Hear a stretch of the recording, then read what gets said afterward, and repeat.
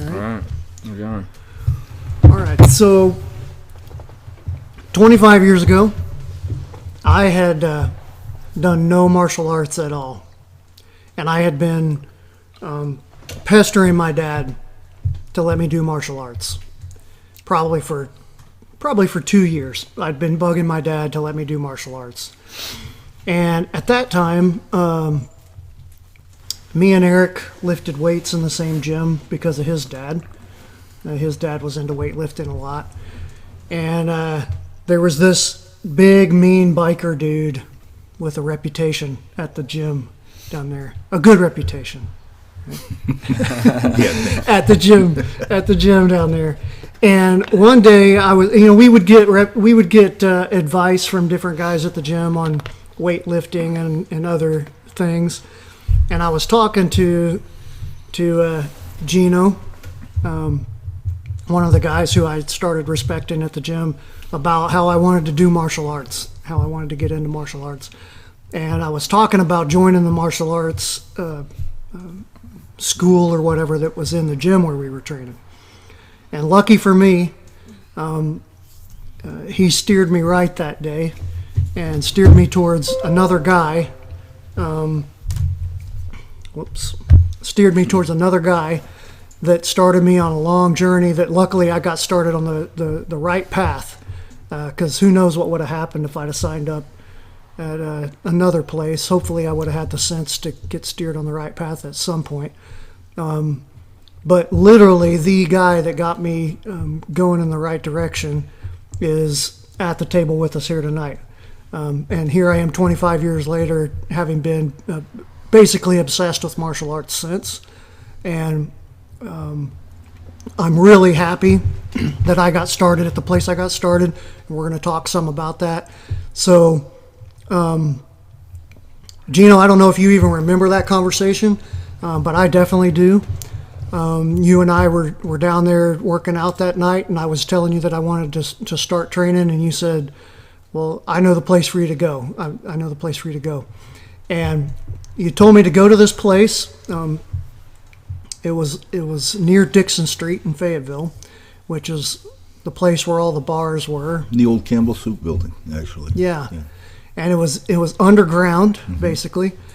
And you said, when you start walking up to the place, it won't look like there's anything going on there, but a motion detector light will come on. And someone will see the camera, and they'll come open up the door and let you in. Mm-hmm. And that already sounded kind of intriguing to me. And so I was 17 at the time. I was about to turn 18, so my dad had to come with me. The dad had to sign the waiver for me to train. And you said, yeah, just come on down and you'll find out what it's all about. But you said we do real fighting there. And of course that was what I wanted to do. Like I wanted to get into the real stuff, and I wanted to know what you were about and why you thought this was the real stuff. And so I go there, and sure enough, motion detector light comes on, and somebody comes and opens the door, and it was Richard, the guy that ran the place, came and opened the door and let me in.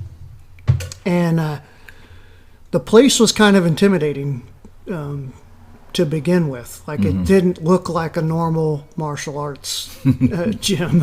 No, it lacked that for sure. Everything was the heavy bags were handmade from canvas. Canvas, stitched together, and they were massive heavy bags. There was wooden dummies down there, like huge wooden dummies. Remember there was a stone, like reservoir? Yeah, for hand conditioning. Yeah. There was a replica of a human arm with a hand on it, with tubing for fingers. Wrist locks, yes. Yeah, for practicing wrist locks that was attached to the arm or to the wall. And that was like the first room that you went in. And then you had to kind of duck down and through a hole in the wall into the main training area. And I go in there, and there's Gino and several other pretty serious looking people, and everybody wore all black. I remember that. Yep. Like that was, there wasn't the traditional martial arts uniform. Everybody trained with their shoes on. in just black T-shirts and black sweatpants. Yep. And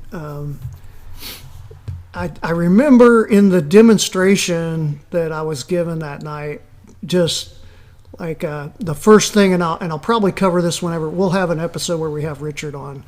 But I remember him saying, put up your hands like you're about to fight, like we're about to get in a fight.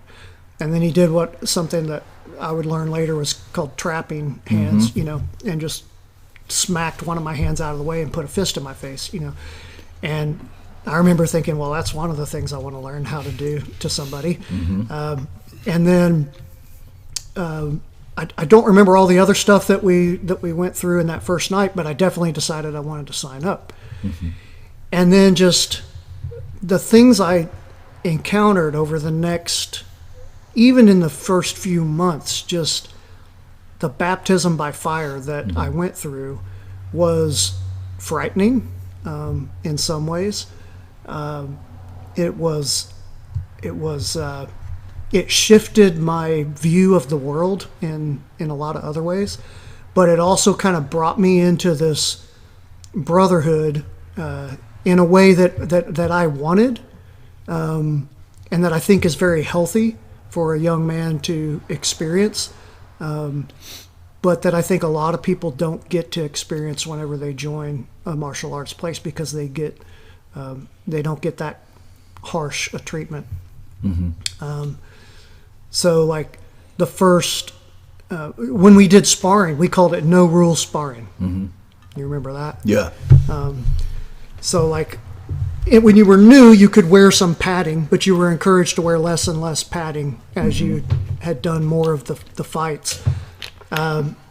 We didn't have mats on the floor. We had carpeted board. And sometimes obstacles. Oh yeah. Sometimes obstacles. Yeah. Yeah. Because you're going to run into that out in the world.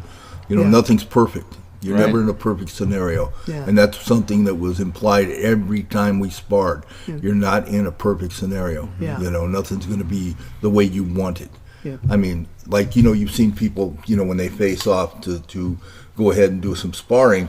We didn't do that. I mean, worst case scenario sometimes. You'd have one guy on the ground with a guy wrapped around him, already wrapped up, got the guy in a submission type hold, and a guy waiting back here to help this guy beat you. Right. And you had like just a matter of seconds to get up out of that, away from these guys. Yeah. And then they'd halt it, and then you get to try again and Right. again until you were too sore to do it again. And if you was having trouble getting out, you were going to get hurt. And that's just Right. the way it was. And they'd ask you, man, you okay? Yeah, you want to go again? No, I can't do it no more. Which was, common. I mean, yeah, you had to hold off for a minute, and regroup. And then, we'd go over what would work or what you could do. And then we'd try it again when you weren't, you could just kind of get back down there and go for it. And, armed with more what to do. Yeah. And it was amazing. I mean, the stuff that you ran into there, you wouldn't run into anywhere. I've never found anything close to what we did. Now, I'm not saying it's not out there. It Right. could be. It Right. could be. Right. Because there's a lot of people that are that seriously minded about what we do. But, the thing is, man, you got to keep this in mind is that, not everybody's an athlete. Yep. Not everybody goes in conditions. And I always used to push this. I don't know if you remember that or not. But I always push conditioning, man, for these guys. You want to get your body built up so you can take the blows. You want to work on your abs so you can take a punch to the stomach. You want to work on your arms because the shoulder's a natural block. You put that up, you don't get hit, So it bounces off all that meat. You don't have to worry about it hurting you. Yep. You come back and you can retaliate. And this was important stuff because it's what you needed to do to maintain yourself in a fight scenario. Yep. The longer you're able to fight, hold your end, the better off you are because you don't know how many opponents you got. Yep. And we did that in sparring too. When you send one guy out and you start sparring guys, totally obliterating the guy, we'll send two more. See how you are now. You remember that? I mean, You bring in learn- two more, you learn bring in so three much more. from that. That's how you got hurt. Yeah. Yeah, we had we would do team fights, 2-on-1 fights. One of the times that I got hurt, we were doing one of the team fights, and you had come over because you had beat your guy, and then you were coming over, and I was fighting my guy, and you were coming over to beat on me, in a friendly fashion. Exactly. And the guy that was down on my legs grabbed my foot and started twisting it, and I kicked it free, and then he re-grabbed it again and just steering wheeled it like this while you had a hold of my upper body. And I just felt my knee like pop out and then back in like that. Right. And for years after that, like I remember that night, like I couldn't get up for a while. And then years after that, what I always tell people is that to try to show people the movement always kind of made me nauseous. And every time I would get out of the shower, my knee would go like that. So I would like plan trying to pick my leg up to get out of the shower. Yeah, So, and that's one thing that was really important too, was try to talk to each other so that he could have signaled me and told me this guy's wrenching my foot. I would have shut him down. Yeah. I'd have dropped him immediately. Because when we pat, you let go. Yeah. It's just the way we do it, because you have to avoid injury. In these kind of scenarios, injury is going to happen, and you don't want it to, because it slows down your training, not because you don't want to get hurt. Right. Yeah, I mean, when you're in this mindset, you don't care about getting hurt. Getting hurt is part of the game, but to lose track on your training, to have to step back and wait, to heal, is just something you don't want to deal with. it's not optimal at all. No, not at all. Not when you're trying to, get in there and get busy all the time, and that's really where we were at.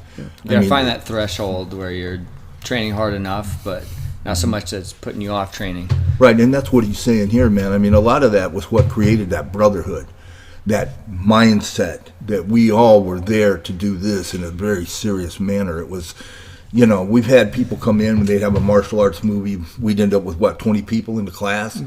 We'd spar one time. We're back to the original 6 or 8 guys. Man, everybody's gone. I mean, they were out the door. It's like, no, I don't want any part of this, man. I don't know what you guys are doing, but it's crazy. And I mean, they've been there for 30 days or more, because we didn't spar. When you literally spar like we spar, you don't spar every day. I had a guy tell me that, but it's like you spar, maybe every 2 weeks at tops. That would be a really, that's pushing it. Usually you had about a month, and then maybe we would spar once, and we go through the whole segment, and everybody would spar. And then we'd take, people would show up the next week, and we were really sore. This is the first time I almost threw up from fighting practice. Yes. Yeah, I mean, it was intense, because that's what a fight is. A fight is, they don't quit coming. You keep hitting, you keep moving, and they go down, and then you're stomping and, hoping that you're taking them out of commission, but then here comes 2 more guys, and you got to get busy again, all over, and you've done been spent. You know what I mean? Because guy gets spent quick. If you ain't training on that level, you're going to get spent real quick. Oh, yeah. I mean, boxers don't do this. Fighters don't do this. This is something that we did. And I'm not saying we're any better than anybody else. Again, people out there doing it. But the thing is, when you're doing anything on this level, you have to be in shape. I mean, we ran every day. I did. I would run. I mean, I would take off and run from the house and go like 5 miles every day just to run. And then go back to the clubhouse and hang out with the guys, drink beer and get crazy. But yeah. That's recovery. That's recovery. But it was so cool, because you sit around the clubhouse. This is funny stuff. You'd be sitting around the clubhouse. Guy comes up and he says, "Hey, man," he throws him. And you've already got him down. You got him down, man. He's like, "Oh, Jesus, what are you doing to me, man?" I'm sorry, man. You made a quick move. I told you don't do that. And you have to tell your friends and family, man, don't make quick movements around me.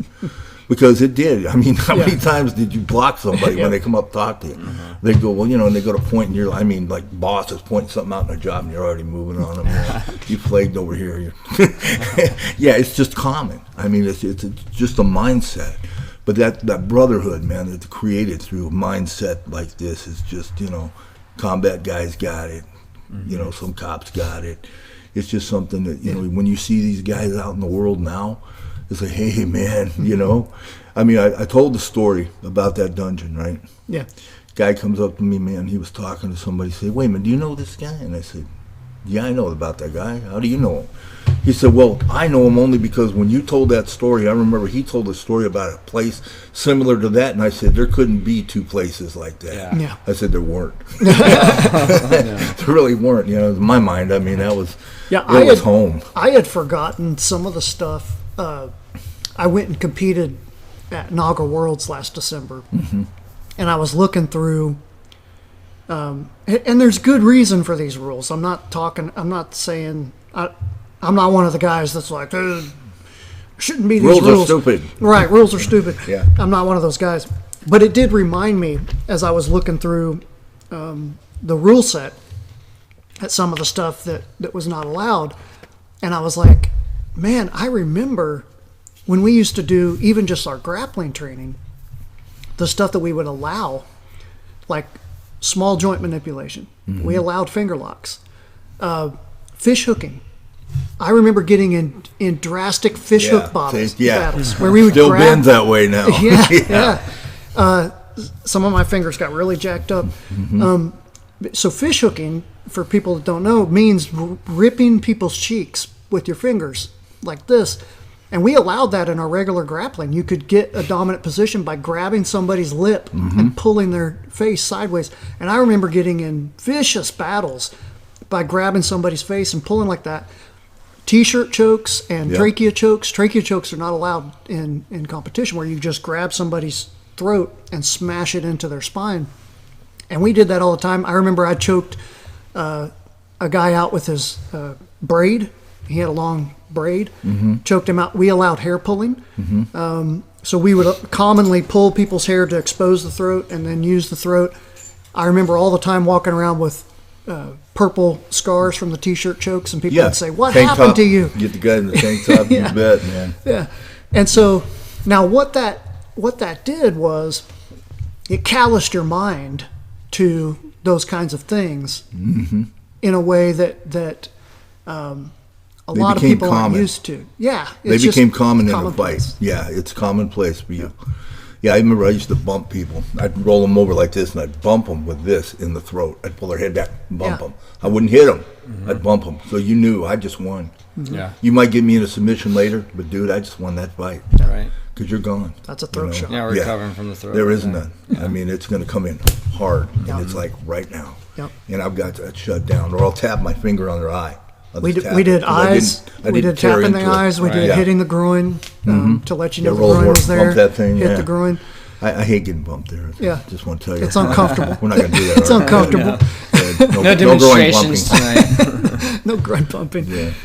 I remember, so my very first one, I'll always remember this, and of course we didn't do weight categories and stuff.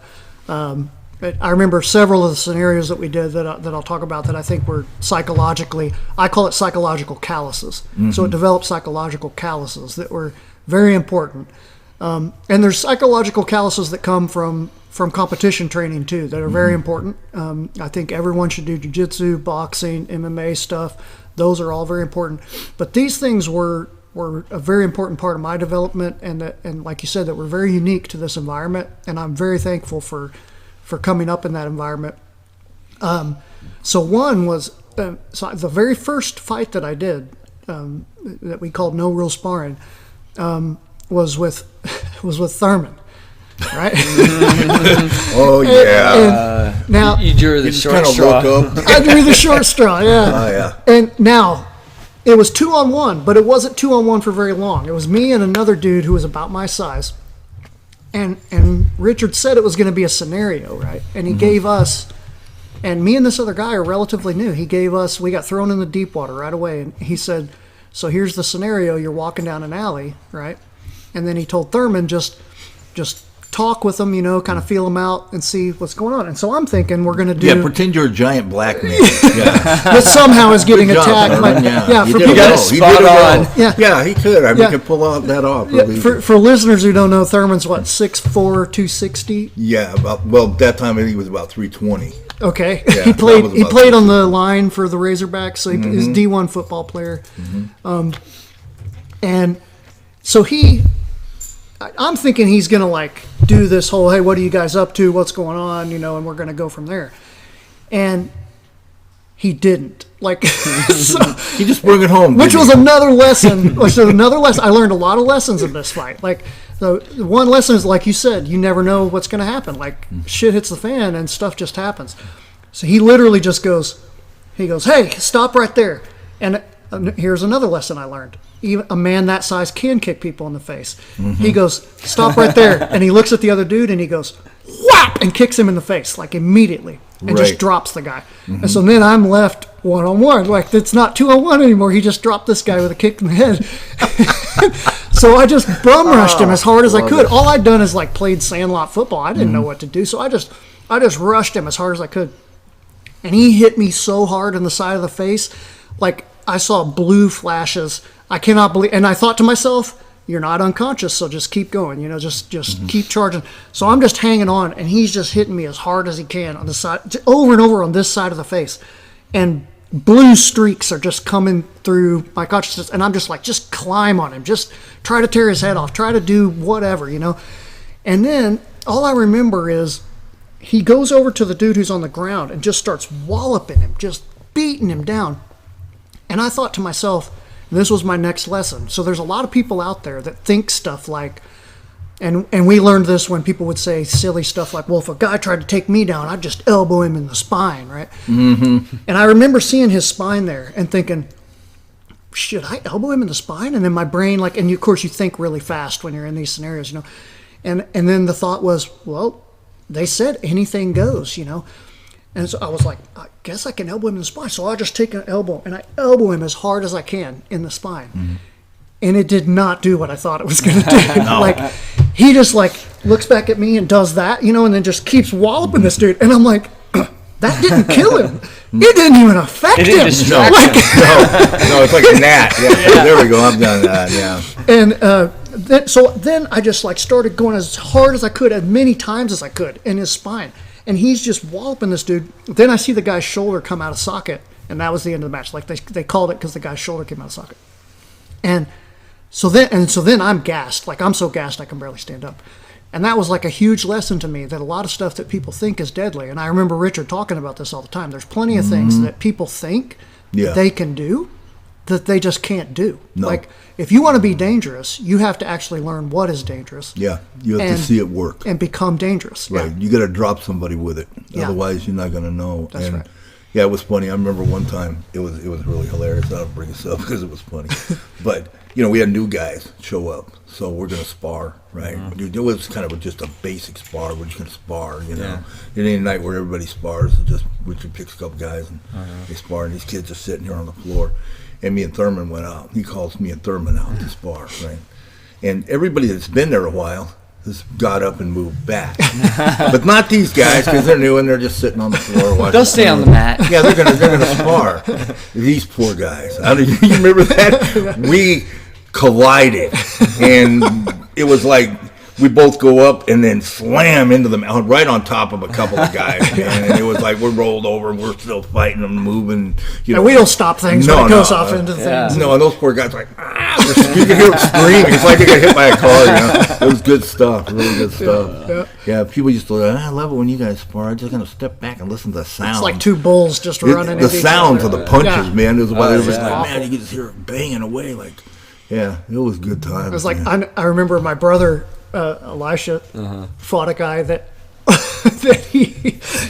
the guy ran at him, and this guy was a martial artist who was known for having a really hard sidekick. And this is another one where people think they have these deadly moves. That's I'll tell you after this. I don't remember his name. I was trying to think of it. That was my first sparring match was with that guy. Okay, yeah. So this dude runs at my brother and just unleashes his sidekick that he thinks is just going to murder him.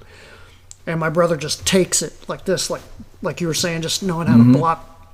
Just takes it, grabs the dude, throws him on the ground, pins both of his hands down, and just starts headbutting him. That's another thing that we allow. Oh, yeah. We allow Yeah. headbutts. You can headbutt. And just starts headbutting him in the face. And I just see blood come spewing out, and I hear the guy just going,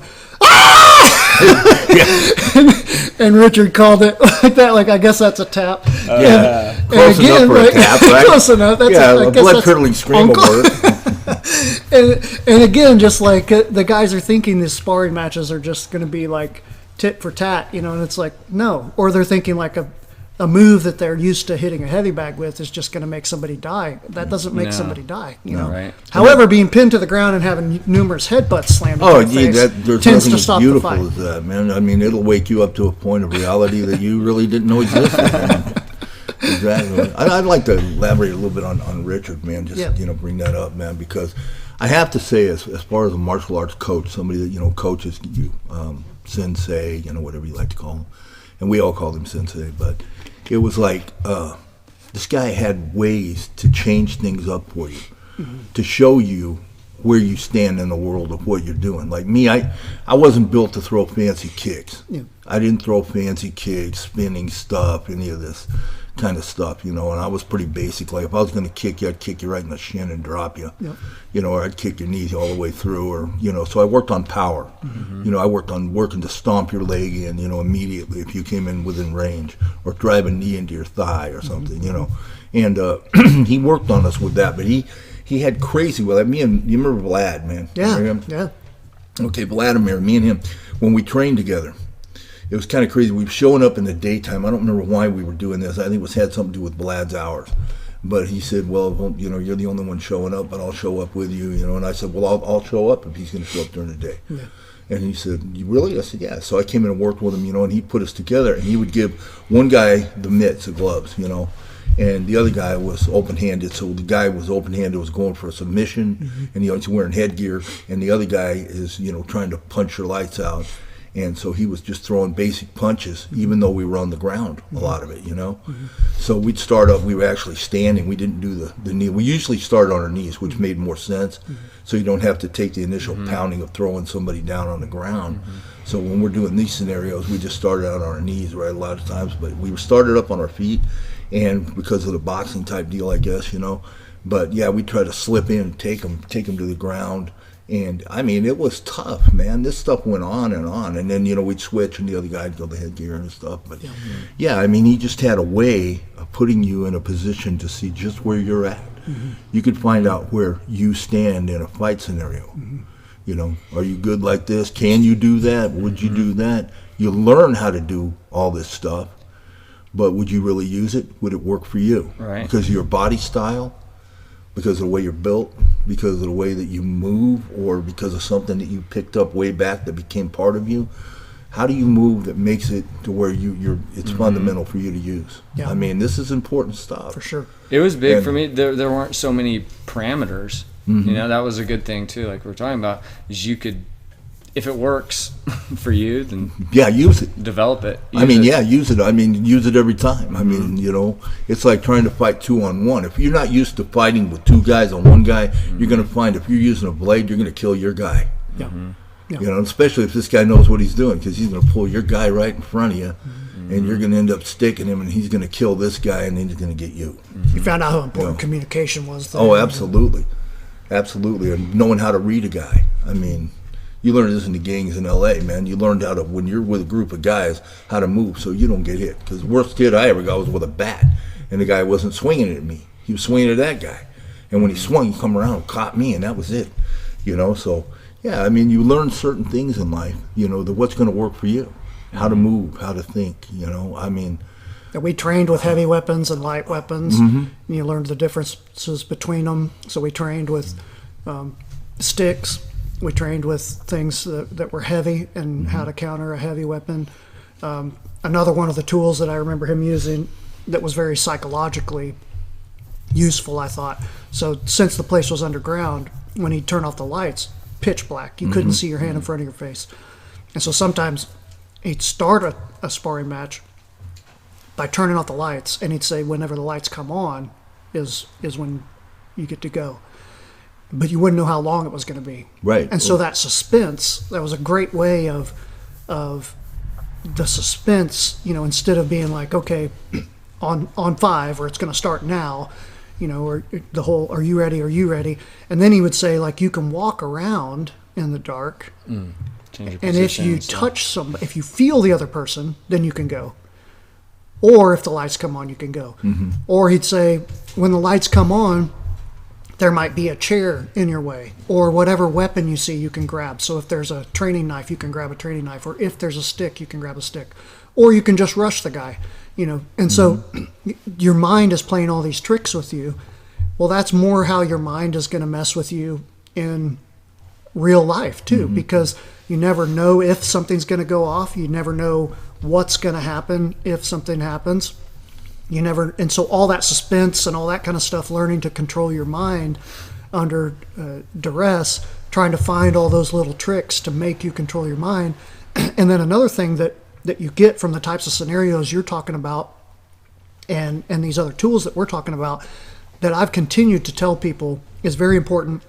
If you study things like weapons, the knife, sticks, firearms, and this is true from anyone that you see that's been in combat or any serious fights or anything like that, it's just as important, it may be more important to know what you can't do than to know what you can do. So people who've been in things that are really dangerous don't tend to be super cocky about like, oh yeah, I'm invincible. They're the opposite. They're careful, and they care about tactics, and they care about, hey, you don't want to mess with this. Like, all you got to do is do some training with a knife to be like, and then like see what a knife will do, and learn what a gun will do, and learn what dealing with 3 people is like, or learn what a size differential is like, or something like that, to be like, or learn what being super tired is like, to be like, yeah, I'm not invincible.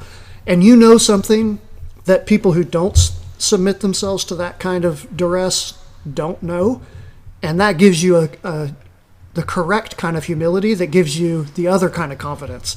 So the true kind of confidence comes from the correct kind of humility that comes from suffering, you know, the real suffering. Like when you go through that kind of suffering, you don't come out the other side cocky. You come out the other side like, damn, there's certain things you don't want to do, you know, certain things you don't want to do. Exactly. And that's one thing I like to point that out, because, you know, when you get with people that actually, you know, fight like we did or train like we did, you don't have that cockiness. I mean, you can even get in a scenario and, you know, find somebody that, you know, trained like we did. We had a school in Oklahoma trained a lot like we did, and we talked to those guys. And, you know, should you bump into one of those guys, it's always just a real happy, hey, how you doing kind of thing. You shake hands, you know. There wasn't that, well, I've got to prove my martial arts is better than yours. Notice my lips aren't working. So, yeah, you know, you run into that, man. I mean, that's just part of it. But it's, you know, it's sad. I mean, because there is people out there that, you know, they want to promote that kind of aura about themselves. But the real guys that really know what they're doing, I mean, I'm talking about, like, you know, some of the Inosanto guys. You meet people that are trained in that kind of scenario. They're one of the nicest group of people, and you know they don't wear any kind of thing saying, "Hey man, I'm this, I'm a Ninth Dan," or you know whatever. And I'm not putting down the arts that do. That's what they do. But you know, I'm talking about these guys just don't push that. You don't know if the guy you're training with has been there 15 minutes or he's been there 15 years. Yeah. Until you start, you know, moving with the sticks, and then he'll start adding stuff in, and you're going, oh, okay, this guy knows what he's doing. Now we can move, you know, and it freed you up to, you know, go ahead and move some advanced stuff. And because you know what I'm saying, sometimes it's just tip tap, low, low, high, low, low kind of thing. And then all of a sudden, you know, you got guys that are doing, and the guys trying to go behind you, you're flipping the stick back here and blocking, coming around, you know, stripping the stick or whatever. But yeah, you know, it's cool stuff, man. And it's like we said, man, it's on and on. The drills, Richard loved drills. And I don't care what Richard says. He was always trying to hurt us. I'm telling you, he was. You know he was. You remember when they picked somebody out? He said, I want to show this lock. I'm going to show this joint lock, right? Maybe that was just you. Yeah, it may have been just me, right? Yeah, he didn't like me. No, it me. definitely wasn't just you, because it was definitely me at times as well. I remember me and Thurman would look at each other, man, and the guy, you know, I'd look at Thurman, he'd look at me, and we're like, oh, don't pick me. And he'd go, come here, Thurman. Thurman would walk by me and go, oh, God. Because he knew he was going to get hurt, you know, because we're big guys. And when Richard wants to show something, he gets a big guy and goes, hey, watch this. Oh, God, okay. You know, we're tapping away, and he's like, maybe paying attention. I don't know. But I'm like, hey, you know, oh, my God, let go of me. Yeah, but it was, man, and you've seen it. You've seen us up on our toes walking around there going, oh, Jesus, that hurt. And there's no doubt in your mind when you see a guy's face when he's getting torqued that he's getting hurt. I mean, so you know it works. Everything that we learned worked. He didn't teach anything that wouldn't work. I mean, but like he said, like you pointed out, some people's thresholds are different. So you might grab a guy one night, throw him on the ground, he's hurt. I mean, he's done. You grab a guy next night and do it 3 times as hard, and he didn't even phase him. He just threw you off to the side and came back swinging. So that's important to understand, man. Every fight scenario is different. Yeah. Everything's different. So, yeah, me and Aaron have talked about that from some of the guys we've seen come through the gym up there, and we said, like, one of the most valuable things about training for a long time is just seeing all these different guys that come through and just knowing there's there's all those various levels. You know, there's some tough dudes out there. Like, Yeah. And I'll tell you this, like, if I end up tying up with one of them sometime, I at least won't be surprised. You know, I'll have that on me. That some people would be surprised, and I'll be like, yeah, I've seen this before. Like, I know this exists because I've seen it, man. Yeah, and you know your levels too, man. I mean, you'll take a hit and you'll go, God, that hurts me. You've been there before, I've been there, just keep working. Yeah. You know how to get around that. Yeah. Man. You just suck that pain up. I'll deal with that later. Yep. I can talk about that tonight after I get rid of this guy. Right now, I've got to work. Yeah. The thing I was talking about a minute ago about dealing with things and kind of coming out the other side with, seeing the danger of certain things kind of brings you to having different goals too. And that made me think of the thing that you mentioned when we were talking earlier, those 3 goals of combat that Richard always hammered home to us. Yeah. And it was interesting to me that you still think in those terms, because I remember those for sure. That was part of our curriculum there, and it definitely kind of comes out of those experiences. So those were survive, learn, conquer, and they aren't just 3 goals; they're in order, right? Exactly. So you got to the first survive rule of first. combat, you got to survive. If you don't survive the first hit, nothing else matters. None of the rest of that matters. And if you don't learn, why would you even be indulged? I mean, sometimes you gotta absorb what's happening to you, so that it doesn't happen again. It's actually just built into us as human beings, man. If we are in a combat scenario, you'll pick up certain things, and your mind will hold them in your subconscious. Yeah. So that's a good thing. That's just something that is relative to all human beings, but. That's an important fact. Learn, and then conquering, being able to take your opponent and take over. Make it work for you. So that'd be the best outcome. It'd be nice if you could always win. If you can't win, at least learn from it. Exactly. And if you don't win or learn, then survive. You've at least got to survive. Right. Right. That's your main goal. That's why you learn to block. Yep. It's like Richard said, man. The whole point of blocking is to hit. You block so you can hit. Yeah. But you got to block to maintain a hit. There won't be a hit if you don't block. Right. Yep. The only hit's going to be when they hit you, and then it's over, and so you have to worry about it. But it's crazy how that works. How simple it is, but yet it becomes more complex. It's like Bruce Lee, and I think Richard got a whole lot of stuff from Bruce. Yeah, for sure. I mean, he emulated the guy in a lot of ways, man. And we all, if you watch Bruce Lee when he moves, and you watch one of our guys moving here, you see the same footwork. You see the same foot and hand kind of, the same thing. Even though we're not training to be Bruce, a lot of the stuff we did was so much a part of that Jeet Kune Do type system that, when you see it, and what amazed me about it is because when you look and see somebody moving like this, you go, wow, Bruce is still alive. He's right here. He's still alive, man. He didn't go anywhere. He may have passed over to there, but look at him. He's still right here with us. Yeah, the concepts still hold. Still concept, man. Yeah. And his philosophy, a lot of his philosophy is just right on. Every time, man. Yeah. The guy was a phenomenal guy. He was somebody that really knew what he was saying. He based it on fact. He would show it. He'd say, okay, this is why I feel this way. And then he'd show you why it worked. Or he'd show you where you might be failing in your psychology of what you're doing. See, there's a psychology that runs along with what you're doing when you're doing martial arts. You're in that mindset, and I can't go on about that enough, but there's this mindset that you're in, that you're always in combat. You sleep in combat, you eat in combat, you think in combat. You're constantly in that concept, and that's, important, and also it's important to get out of that to relax once in a while. Yep. For sure. And that's hard to do, guys. And you know this. You two guys know this for a fact. I mean, you can't just always step out. So you have to find some kind of peace to help you get from here to here.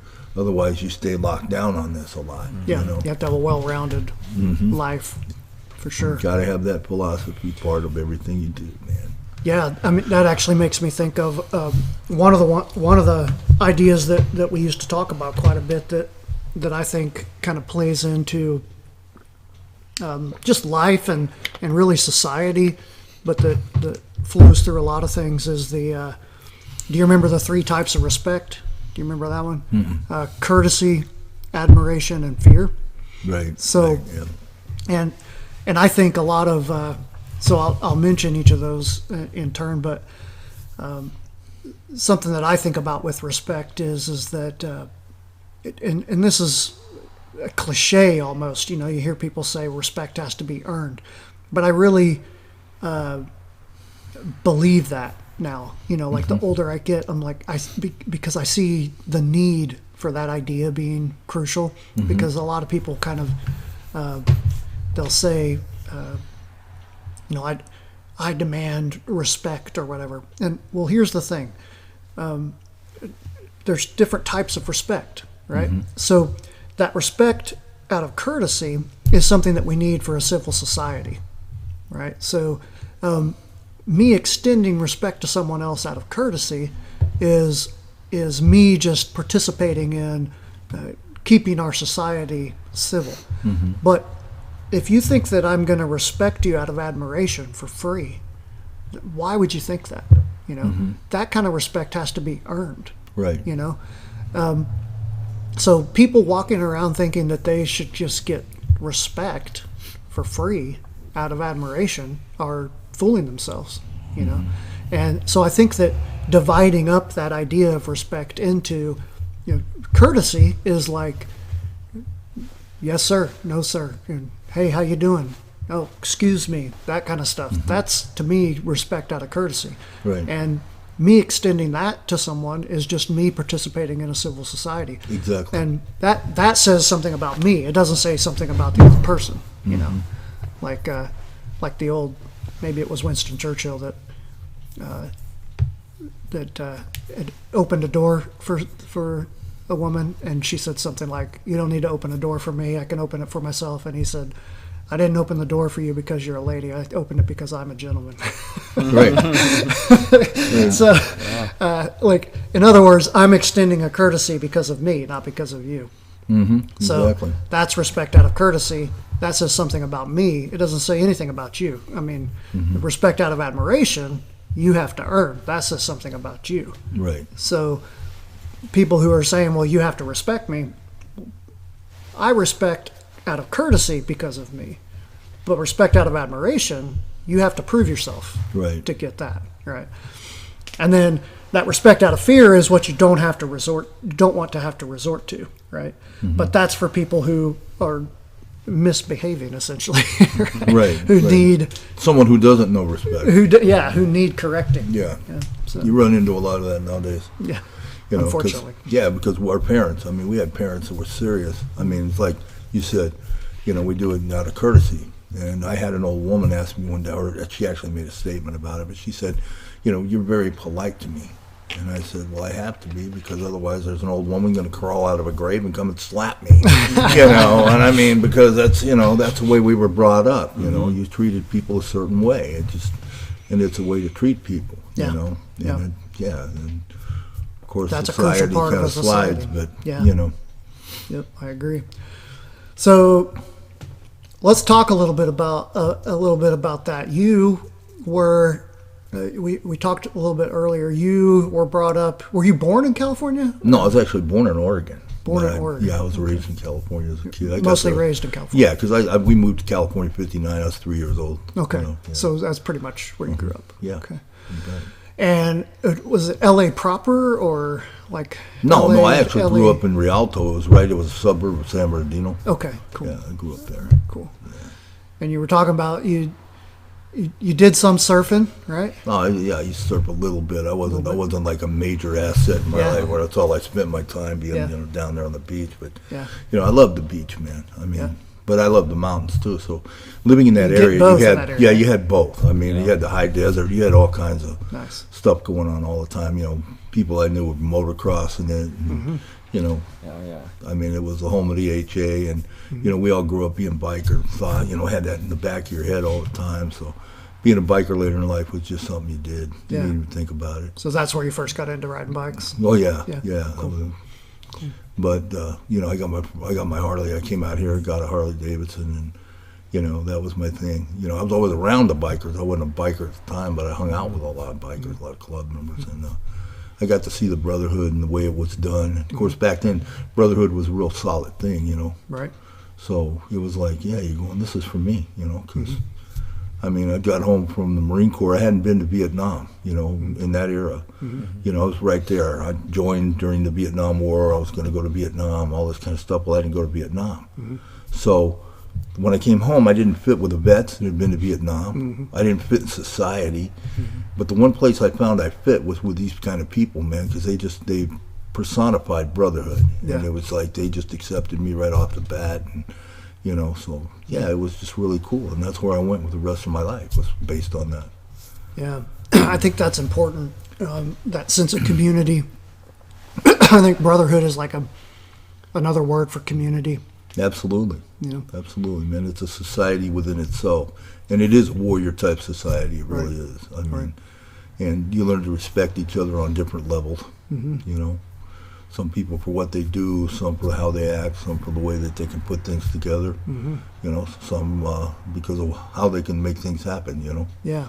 I mean, they'll throw down right now. And that was important at times. I mean, I hate to, like, emphasize violence, but that's, you know, sometimes that's a violent world and things happen. So, you know, you got to be able to step up to the plate and throw right now, not talk about it, not wait on it, you know. Protecting your tribe has been an old human thing, you know. It's like in the modern society, maybe some people minimize that as a value, but somebody has to be doing that, or you don't have a safe society, right? So when you have a large safe society, maybe a larger and larger group of people have the luxury of having a distance from that, right? But some portion of your society has to be doing that, or you don't have a comfortable society. That's exactly right. So it's easy to devalue that. But I still think that having subcultures of that, the reason that I think it's really valuable too, and this is a good way to kind of tie back into why I'm so thankful that I had that growing up, is that I think inside of us, we have those, we're built that way, right? So we have those urges and those needs, if you want to call it that, or whatever. We have those tendencies. Maybe that's a better way to put it. We have those tendencies.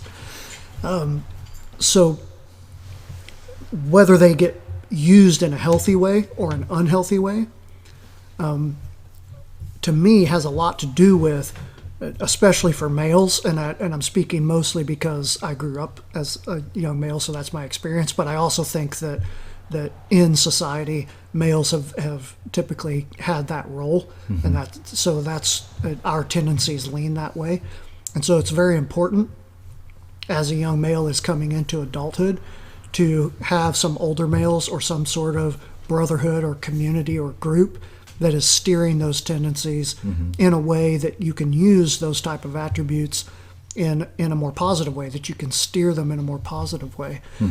Because if not, they can run amok in other ways. You Absolutely. know?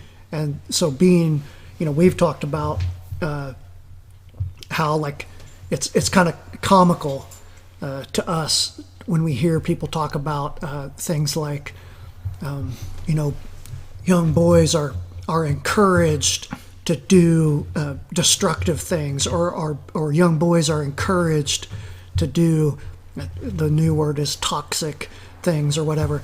And then we talk about like how much of our young male experience was actually the opposite, was actually older men shaping us and reining us in and telling us not to do destructive things or excessively risky things, or you know, basically saying, no, use that energy in this way, you know, take that tendency to drive fast and start fights and be involved in various shenanigans and use it in a productive way.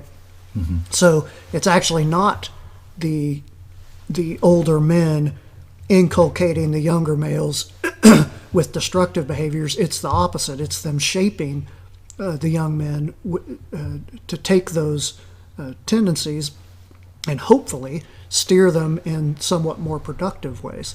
And so it was really important to me to belong to a group that didn't shy away from those tendencies and embraced them, and then had guys that we could look up to that then also gave some good advice as well. Exactly. So that's really important. Exactly.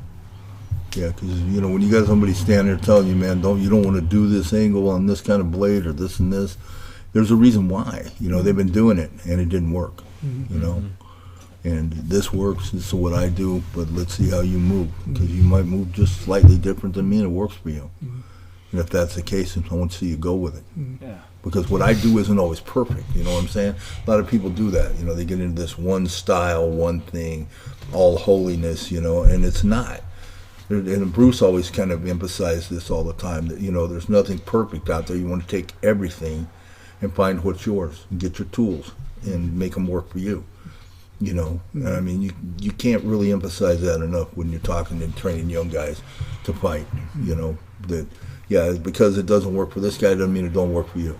So keep an open mind at all times when you're training. I mean, that's the most important thing you can do. Right.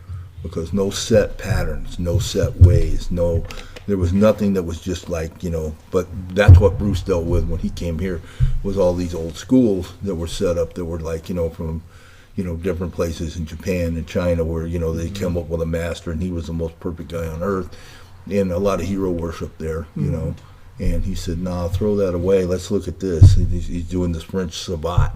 He's throwing in these kicks, or, he'll go and take something from the Salat system, Hungar, Chin Na, stuff that, you just didn't hear about every day, but yet in our society, we heard about it all the time. I mean, if you look at our curriculum, man, it was just so many style. Well, it was in the name. Did you guys ever do the salutation? Yep. Oh, yeah. Yeah, what was that, like 40 minutes long? Come on, we're doing all this stuff. I can't remember all of it, but yeah. No, I can't remember all that. You had to bow down, hit one knee, come back up, do all this. And then you finally went like this, and we were done. Yeah. I can't remember all of it, but it was like, an hour and a half long. I'm gonna put, it was not. But there was a lot of moves to it. Not ready for yoga yet. Yeah, no, man, it was wild. But when we all did it together, it looked really cool, and to the students that came in, the new guys, be like, wow. Yeah, you're not in the club yet if you don't. Yeah, you don't know the salutation. You can't be in. Yeah, and it was pretty cool. I mean, I can't really push it, Richard, enough. That guy was. I'm glad to have him in my life. He's somebody that, when I met him and we got to talking and we got to moving around, because before he started the school, he did come by my house with a set of sticks and start showing me the Heaven Six, because he wanted somebody that could show, and go back and forth, and so we did that a little bit, and. Yeah, it was just, that first week of the school was just, it was amazing. Because right away you're just drawn in. I mean, if your mind is combat, you're sucked right into the middle of that right now. It's like, okay, we're not going to play here. Because I remember I went to a Japanese style school with a buddy of mine, and he opened up a deal there in Rialto before I left. And he wanted me to spar with this guy, and the guy came in, threw a punch and a kick and some other stuff. I don't remember just what he did, but I just stepped in and nailed him. Pow! And it's like, oh, no, you can't. I'm like, oh, crap. I thought we were sparring. But yeah, so I'm at home now. I'm back to the center, where I belong, in the school where I'm so, for 8 years, man, I had a lot of peace in my life, because you could go there and just really get it all out. Yep. You really could. You could think. I remember Richard didn't care if I spent an hour back there on the sticks on that heavy bag, because I get to beat it and just keep going. And I mean, because you're wind, and like I said, you got to have wind to stay in the game in the way we did it. So that was part of like running, and then go out and just run, take off after that. You still felt like your lungs were just, man, you could just go. It was crazy time. It's when they still had the track open at the. University. They didn't care if people came in and ran the track. Now it's like, no, we don't share the track. You know? Don't get me going on that. I'd be on here all night. But there's always that. Yeah, and then also, like, you made me think a second ago when you mentioned the idea of hero worship. Whenever you're training that way, there's really not any room for hero worship, because the instructor's right down there with you, rolling and training and sparring, and so it's clear that the instructor is a guy just like you, just one of the other guys, you know. Yeah, and getting down there I think and he mixing wanted it to up show with that you. too. Yeah. I think Richard really wanted to let us know that, hey, we're all just human. There's nobody out there that's bulletproof. Nobody out there that's better than everybody else. I mean, I've seen it. I've seen a guy that could take one guy and just beat him to the ground. And this guy, I knew could take all these guys. But this guy that he could take took this guy the next week. Yeah. Because he's different. Yep. He came at him different. Yep. He moved different. Something threw him off, and now all of a sudden he's on the ground. And Richard always asked me, so why don't you go for submissions when you're on the ground? I said, because I'm a biker. Huh? I said, well, in my world, if I'm wrapped around somebody on the ground, I'm getting my brain stomped in. Right. I've got to get off the ground. I've got to get up and move and be up here where I can fight and see what's around me. Because down there on the ground working for a submission, I'm going to get my brains kicked in. It ain't going to work. And he accepted that. He truly accepted that because he's seen that my world wasn't everybody else's world in there. Yep. You know, and he got it. And then that's so cool when you can tell somebody, you know, that your instructor, that this is my world. And he says, oh, okay. Yeah, get up. Right. Get up.